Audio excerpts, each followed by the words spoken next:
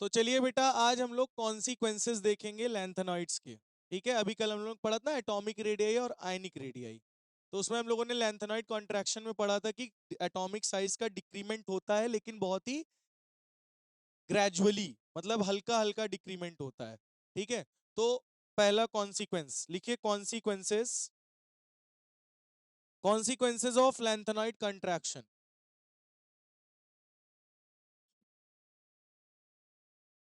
Hmm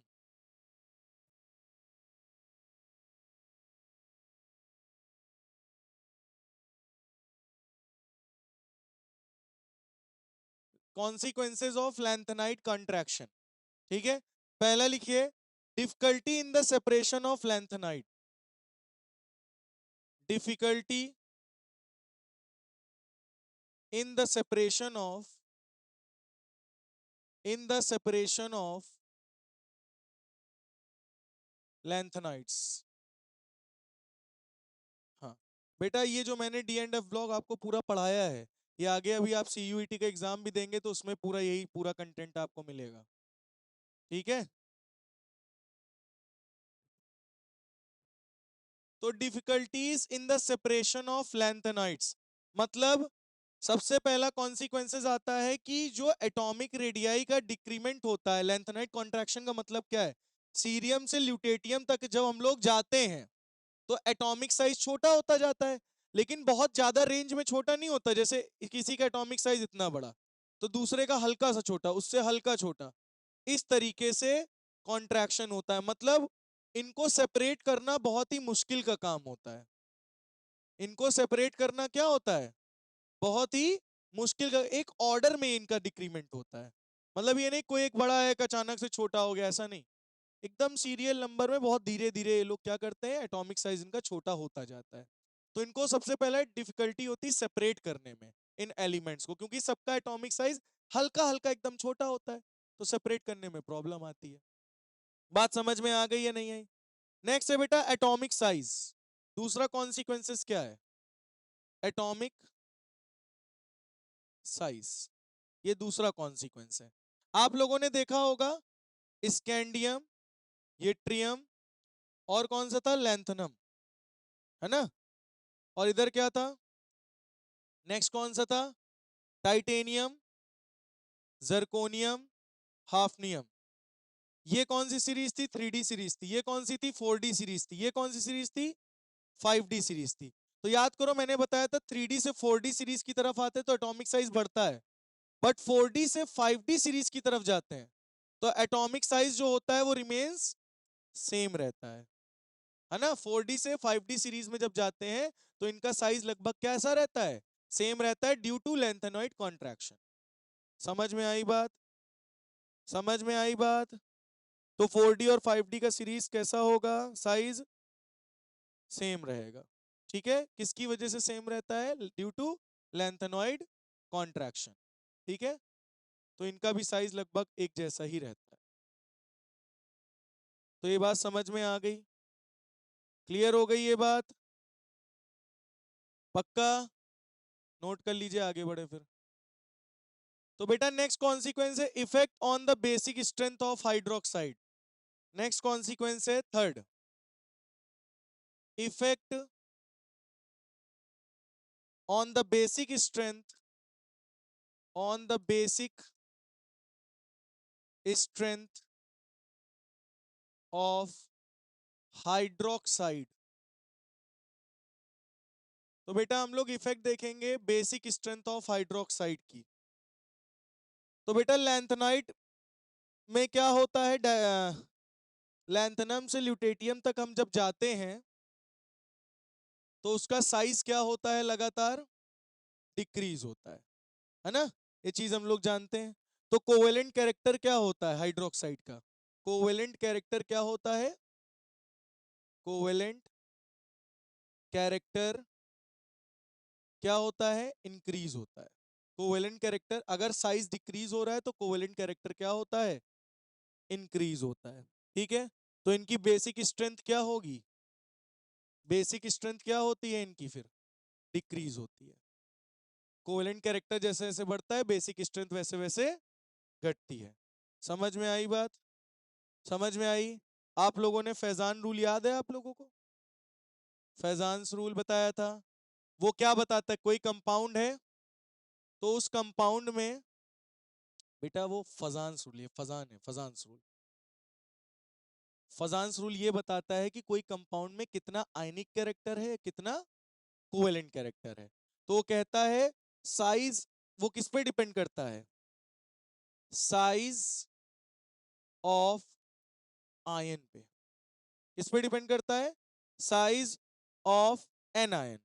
size of an ion inversely proportional size of cation.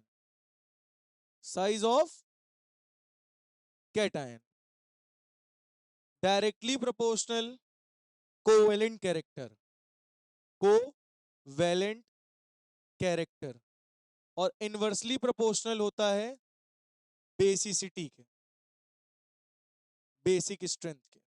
Inversely proportional होता है, ठीक है। और एसिडिटी के, और एसिडिटी के डायरेक्टली प्रोपोर्शनल होता है। अब इसमें तुमको क्या समझ में आया? साइज ऑफ एनायन जितना ज्यादा होगा, बड़ा होगा, कोवेलेंट कैरेक्टर उतना ज्यादा होगा, एसिडिटी उतनी ज्यादा होगी, मतलब वो एसिडिक होगा। कोवेलेंट कैरेक्टर कम होगा, बेसिसिटी हो, वो बेसिक ज्यादा होगा। तो ये है बेटा फजान्स रूल, यही पूरा इसकी समरी है फजान रूल की। इसी से हम लोग समझते हैं कि अगर एनायन का साइज जितना ज्यादा होगा, कोवेलेंट कैरेक्टर उतना ज्यादा होगा, बेसिसिटी उतनी कम होगी, एसिडिटी उतनी ज्यादा होगी। साइज ऑफ एनायन छोटा होगा तो कैटायन का साइज बड़ा होगा, कोवेलेंट कैरेक्टर कम होगा, बेसिसिटी ज्यादा होगी, एसिडिटी कम होगी। मैं फिर से बोल रहा हूं, दोहरा रहा हूं, ध्यान से सुनना। एनायन का साइज अगर बड़ा होगा तो, मान लो ये एनायन है, इसका साइज क्या है? बड़ा है।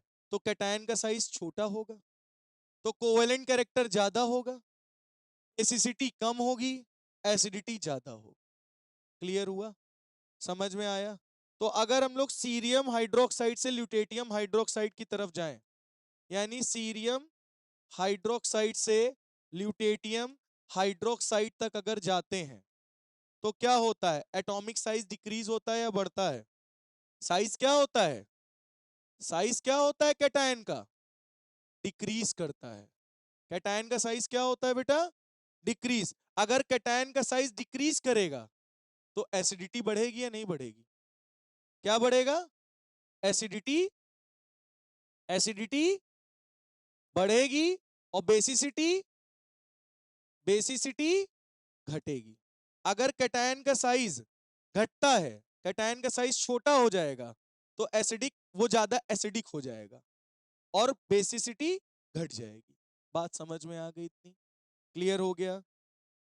तो अगर मैं कहूं सीरियम हाइड्रोक्साइड, सीरियम हाइड्रोक्साइड क्या है, तो आप बोलोगे मोस्ट बेसिक है, मोस्ट बेसिक है।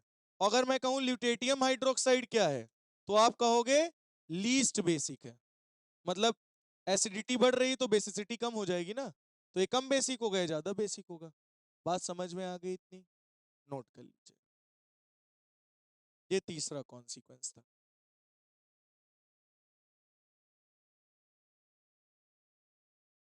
तो बेटा हो गया या नहीं, पहले ये बताओ, इतना आ गया? चलिए अब हेडिंग डालिए, properties of लैंथेनाइट्स।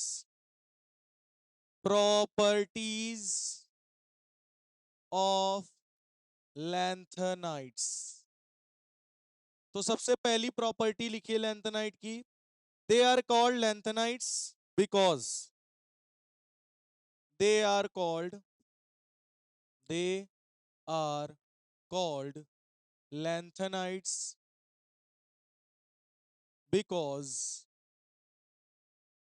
they are lanthanides because the element in the series are, the element in the series are chemically, chemically, chemically similar to lanthanum, similar to lanthanum.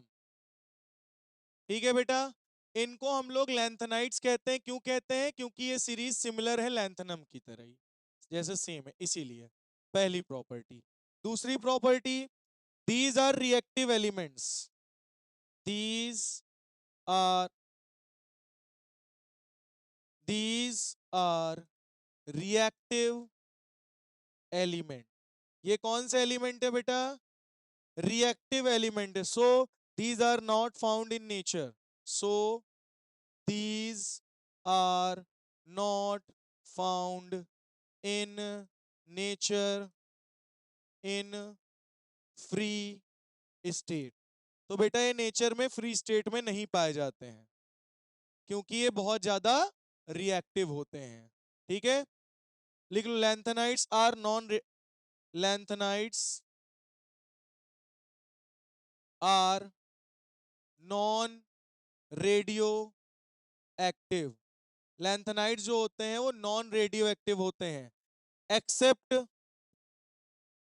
Accept किसको छोड़कर? प्रोमीथियम को। प्रोमीथियम प्रोमीथियम को छोड़कर बाकी क्या है? Non radio active है। Promethium आपका कैसा होता है? Which is radio active element. Promethium कैसा एलिमेंट है? ये बेटा ध्यान से सुन लो, मैं अंडरलाइन कर दे रहा हूं, ये इंपॉर्टेंट है, पेपर में पूछा जाता है। लैंथेनाइड में सारे के सारे नॉन रेडियो एक्टिव एलिमेंट हैं, लेकिन एक ही है जो रेडियो एक्टिव है, वो है प्रोमीथियम। सीने पर नदियां समाई प्रेम की, समाई यूं ही। सीने पर नदियां प्रेम की समाई यूं ही, गदगद तब दिल हुआ अरे तुम ये लो। नेक्स्ट। नेक्स्ट लिखिए, many of the lanthanides ion are coloured. Many of the lanthanides lanthanides ions are coloured. बेटा आपको पता है ना, कोऑर्डिनेशन कंपाउंड में आप लोगों ने पढ़ा होगा कलर्ड कंपाउंड्स के बारे में, जिनमें फुलफिल्ड होते हैं सब शेल, कंप्लीटली फिल्ड होते हैं, डी ऑर्बिटल में इलेक्ट्रॉन नहीं होते हैं, वो कलरलेस होते हैं, और जिसमें 1 हो 2 हो 3 हो अनपेयर्ड इलेक्ट्रॉन्स होते हैं, वो कलर्ड कंपाउंड्स होते हैं। तो लैंथेनाइट्स के आयंस जो होते हैं वो कलर्ड होते हैं due to the electron transition. लिख लो, due to the electron transition between due to the electron transition between due to the electron transition between different 4f levels, different 4f levels। ठीक है, ये बात समझ में आ गई? तो जितने भी लैंथेनाइट्स के आयंस होते हैं वो सब कलर्ड में होते हैं। They do not form oxocation. They do not form oxocation. ये ऑक्सोकैटायन नहीं फॉर्म करते। ऑक्सोकैटायन क्या होता है? मतलब कोई ऐसा एलिमेंट जिसके पास पॉजिटिव चार्ज भी हो और उसमें ऑक्सीजन भी हो, जिसके ऊपर पॉजिटिव चार्ज भी हो, ऐसा ग्रुप ऑफ एटम जिसके ऊपर पॉजिटिव चार्ज हो और उस ग्रुप ऑफ एटम में ऑक्सीजन भी प्रेजेंट हो, उसको क्या कहते हैं? ऑक्सोकैटायन। तो ये ऑक्सोकैटायन नहीं बनाते हैं। ठीक है, और इन्हीं से मिलकर क्या बनता है? मिश मेटल। कौन सा मेटल? मिश मेटल। मिश मेटल किससे बनता था? याद करो, लैंथनम लैंथनम लैंथेनाइट्स के एलिमेंट्स होते थे। आयरन होता था, है ना, सल्फर होता था, कार्बन होता था, कैल्शियम होता था, एल्युमिनियम होता था। शाकाल, याद आया? शाकाल। लैंथेनाइट्स होते थे, आयरन होता था, सल्फर होता था, कार्बन होता था, कैल्शियम होता था और एल्युमिनियम, इन्हीं से मिलकर क्या बनता था? मिश मेटल। तो बेटा ये है आपकी कुछ प्रॉपर्टीज, किसकी? लैंथेनाइट्स की। नोट कर लीजिए।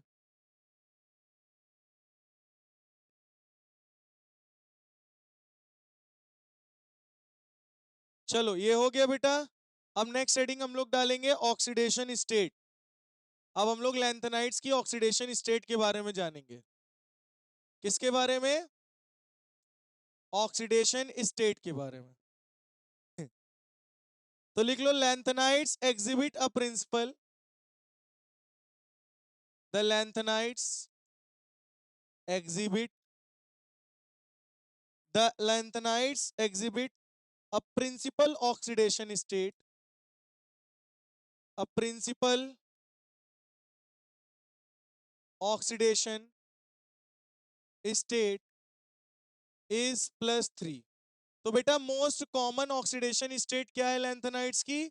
+3।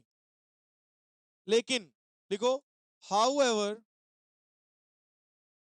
some elements, लिखिए बेटा however some elements also exhibit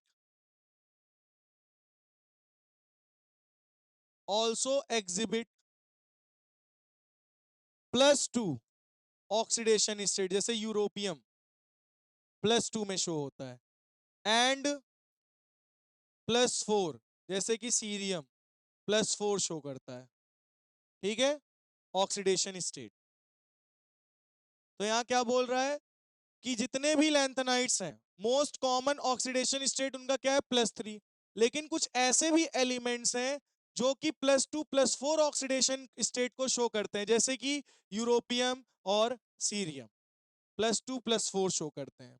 ठीक है, जैसे कि क्यों +2 शो करते हैं, क्यों +4 शो करते हैं, इसका कारण मैं बताने जा रहा हूं। तो जैसे कि यूरोपियम, येट्रिबियम, येट्रिबियम याद है ना, यूरोपियम येट्रिबियम, ये दोनों ही +2 ऑक्सीडेशन स्टेट शो करते हैं। कैसे? चलिए, तो यूरोपियम की हम क्या करने जा रहे हैं? Electronic configuration. चलो बताओ ये यूरोपियम की इलेक्ट्रॉनिक कन्फिग्रेशन क्या होगी?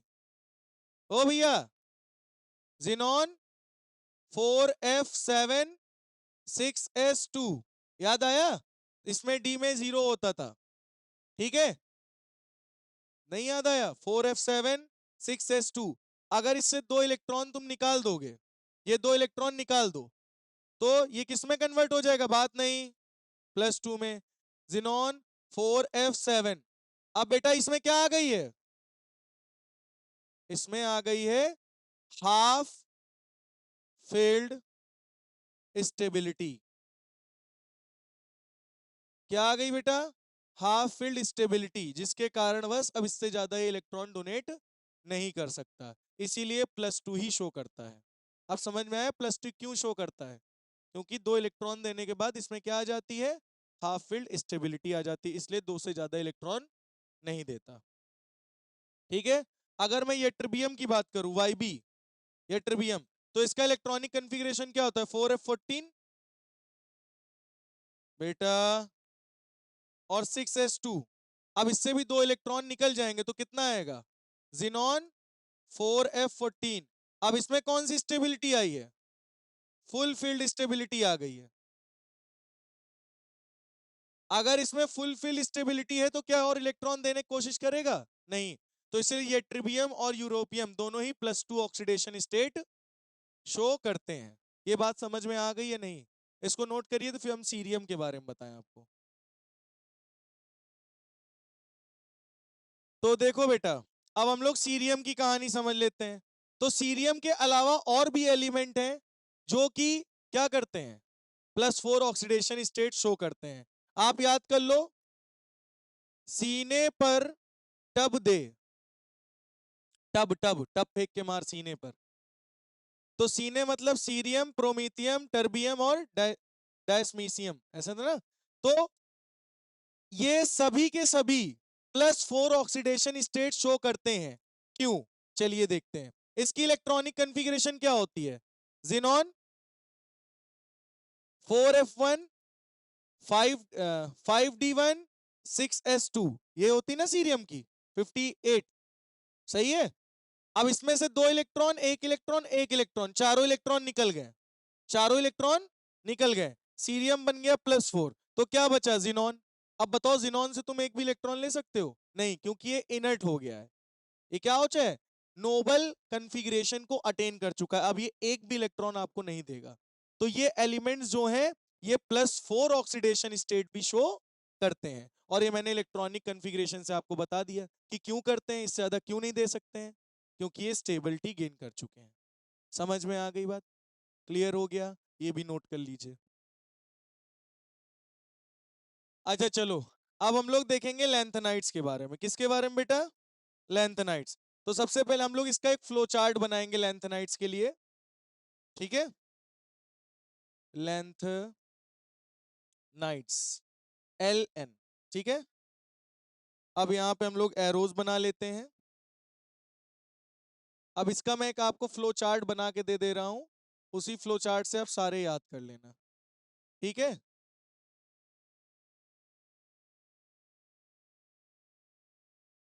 ठीक है, अब हम लोग इसकी रिएक्शन कराएंगे और रिएक्शन करा के देखेंगे कौन किसके साथ रिएक्ट करके क्या बना रहा है, ठीक है? तो आपका लैंथेनाइड्स है LN। सबसे पहले हम लोग H2O से रिएक्शन कराएंगे, ठीक है? और हम लोग करा सकते हैं किससे? हैलाइड से। हैलाइड समझते हो? X मतलब हेलोजन्स के साथ इसकी रिएक्शन हो सकती है, मतलब वाटर के साथ हो सकती है, हेलोजन के साथ हो सकती है, नाइट्रोजन के साथ हो सकती है, ऑक्सीजन के साथ हो सकती है ना? सल्फर के साथ हो सकती है, कार्बन के साथ हो सकती है, ठीक है?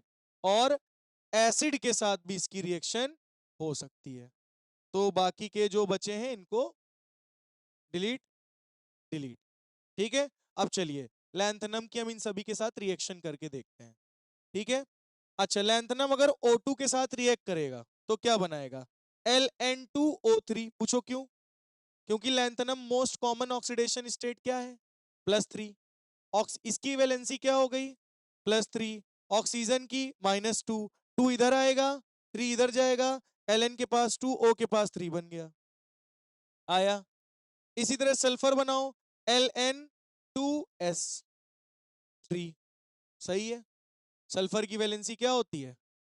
सल्फर की वैलेंसी -2, लैंथेनम की +3, है ना? कार्बन के साथ करा दो, Ln, बताओ क्या बनेगा? Ln, इसमें कई सारे कंपाउंड बन सकते हैं, जैसे एक Ln3C भी बन सकता है, ठीक है? एक LnC2 भी बन सकता है, एक Ln2C3 भी बन सकता है, ठीक है? तो ये सब कार्बाइड्स बनते हैं अगर लैंथेनम की रिएक्शन कार्बन के साथ कराते हो तो, ठीक है? अगर नाइट्रोजन के साथ बनाओगे तो क्या बनेगा? LNN। क्यों? क्योंकि इसकी वैलेंसी +3, इसकी -3, तो +3 -3 कैंसिल, LNN बन जाएगा। अगर लैंथेनम की रिएक्शन वाटर के साथ बनाओगे तो वो क्या बनाएगा? वो बनाएगा आपका हाइड्रोक्साइड। क्यों? क्योंकि जितने भी लैंथेनॉइड सीरीज है मोस्टली सब उसमें क्या है? मेटल है। क्या है? मेटल है। तो ये क्या बनाएगा? Lanthanum hydroxide. समझ में आई बात? और प्लस क्या बनाएगा? हाइड्रोजन गैस लिबरेट करेगा। अगर हेलोजन के साथ रिएक्शन करोगे तो क्या बनाएगा? LnX3 बनाएगा। अगर एसिड के साथ रिएक्शन करोगे तो क्या बनाएगा? Salt plus hydrogen gas. क्या बनाएगा बेटा? Salt plus hydrogen gas. तो बेटा ये है सारी रिएक्शंस लैंथेनम की, इसको बना लीजिए खट्टे से।